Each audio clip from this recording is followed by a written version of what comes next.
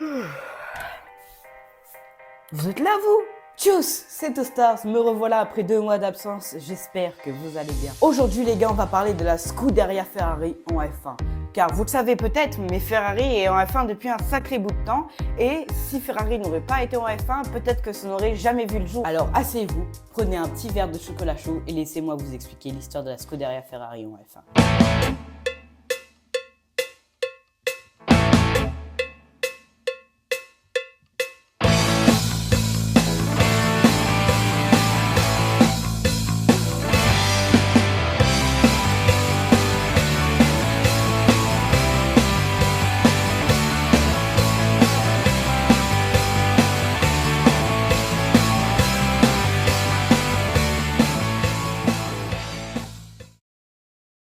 Tout commence en 1939 à Maranello, là où Ferrari est créé et là où son créateur est né. Enzo Ferrari, né en 1898 et mort en 1988, Enzo Ferrari va créer la marque automobile la plus reconnue d'Italie et dans le monde entier. Et c'est en 1950 que Ferrari devient une écurie en F1. Elle fera ses preuves à Monaco. Avant, Ferrari n'était pas une écurie à part entière.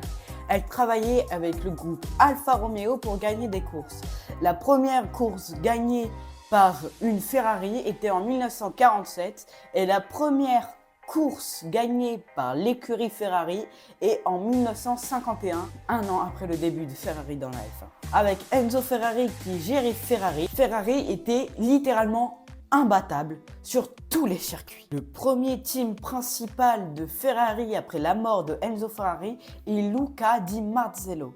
Mais la Scuderia n'allait vraiment pas bien sans Enzo Ferrari. Et du coup, Luca va faire appel à Jean Todt. Et il y a un jeune qui tapera dans l'œil de Jean Todt directement. C'est bien sûr Michael Schumacher. Vous connaissez l'histoire de Michael Schumacher, septuple champion du monde. Il arrêtera la F1 pendant un moment et reviendra chez la concurrence, chez Mercedes. Oui, là ça fait mal pour Ferrari. Et du coup, Fernando Alonso qui prendra la place de Michael Schumacher. C'est surtout avec Lewis Hamilton que ça ne les arrangera pas du tout. Même si tous les Italiens sont déçus que Ferrari n'arrive plus à remonter, les Allemands par contre, là eux ils sont bien heureux. Avec Lewis Hamilton qui signe chez Mercedes, là ils sont les plus heureux du monde. D'ailleurs, Lewis Hamilton gagnera plusieurs championnats du monde chez Mercedes. Et avec le changement de réglementation, ça va pas arranger Ferrari. Ils vont encore plus décliner. Et c'est en 2019 que la Scuderia Ferrari prend un pilote monégasque. Et oui, on en avait déjà parlé il y a seulement un petit instant. Bien sûr, je parle de Charles Leclerc. Là, ils sont dans un pétrin pas possible. Parce que Sébastien Vettel et Charles Leclerc qui s'embrouillent, ah là c'est chaud quand même, il faut le dire. Surtout que Sébastien Vettel, qui a été champion du monde chez Red Bull, n'arrive pas à gagner un seul Grand Prix chez Ferrari.